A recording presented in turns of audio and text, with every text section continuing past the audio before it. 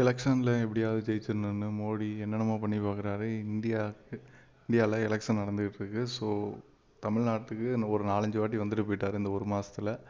ஆனால் எதிர்கட்சிகள்லாம் பார்த்து ரொம்பவே பயந்துருக்காரு. அதுவும் இந்தியா கூட்டணி எல்லா கட்சியும் ஒருங்கிணைச்சு அவங்க கூட்டணியெல்லாம் எல்லாம் ஃபைனல் பண்ணிட்டாங்க. ஸோ அதனால் ரொம்ப பயந்துட்டு இருக்காரு. அதே சமயம் கெஜ்ரிவாலை தேவையில்லாமல் அவர் மேலே கையை வச்சு அவரை அரெஸ்ட் பண்ணி அமெரிக்காட்டிலேருந்தெல்லாம் திட்டு வாங்கிட்டு இருக்காரு. ஸோ இப்படி பண்ணிகிட்டு இருக்கிறத கண்டித்து நேற்று காங்கிரஸ் டெல்லியில் ஒரு பேரணி நடத்துகிறாங்க. அதாவது கெஜ்ரிவால் கைது, காங்கிரஸோட வங்கி கணக்கு முடக்கம், ஸோ இந்த மாதிரி நிறைய பிரச்சனைகள் பண்ணுறாரு, எதிர்கட்சியெல்லாம் செயல்பட விடாமல் பண்ணுறாரு அப்படின்னு சொல்லி அந்த பேரணியை நடத்துனாங்க.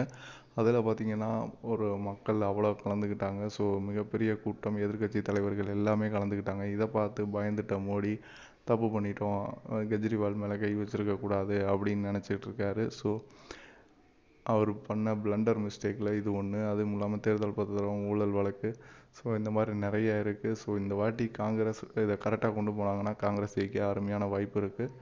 பொறுத்து வந்து பார்ப்போம் யார் இந்த எலெக்ஷனில் ஜெயிக்கிறான்னு. Subscribe to the channel.